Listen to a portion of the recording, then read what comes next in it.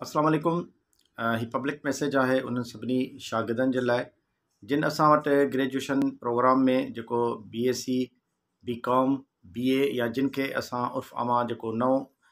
Method आहे उन हिसाब सां AD प्रोग्राम सॾियूं था। त AD प्रोग्राम जे हवाले सां असां वटि जिन बि शागिर्दनि 2020 में असां वटि दाख़िला वरिती हुई उन्हनि सभिनी जी एडमिशन बि थियल आहे ऐं उन्हनि सभिनी जी अगरि एनरोलमेंट बि थियल आहे त उन्हनि खे हींअर इम्तिहानी फार्म भरणो आहे। असां वटि काफ़ी ॾींहंनि खां इम्तिहानी फार्म भरजनि पिया जेके 2020 ताईं जिन जी बि इंटर थियल आहे सिर्फ़ु उहे ई एलिजिबल आहिनि, जॾहिं त असां वटि 2021 जी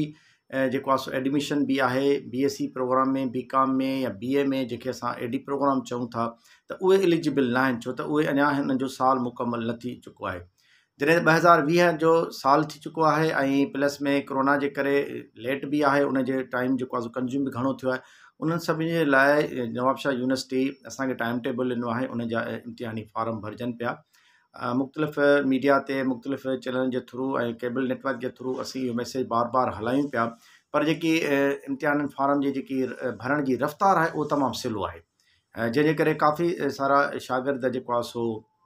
मुतासिर थींदा ऐं जेकॾहिं इन केस यूनिवर्सिटी पंहिंजी डेट नथी वधाए त पर कैंडिडेट खे वरी लेट फ़ी जमा कराइणी पवंदी। त यकीनन जेके मुल्क जी सूरत हाल आहिनि उन हिसाब सां जेको आहे सो जेतिरो बहितर थी सघे तव्हां जल्दी जेको आहे सो पंहिंजो इम्तिहानी फार्म भरियो। Concern Clark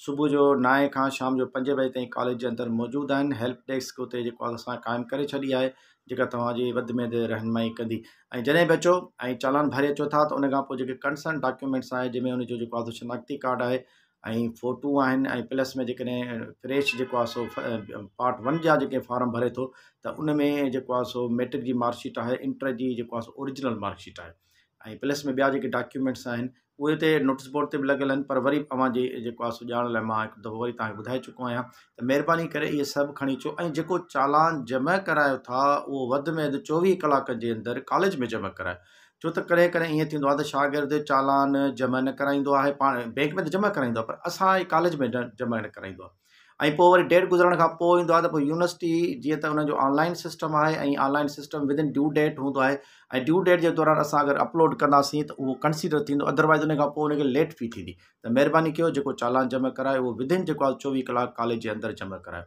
Pakistan ज़िंदाबाद।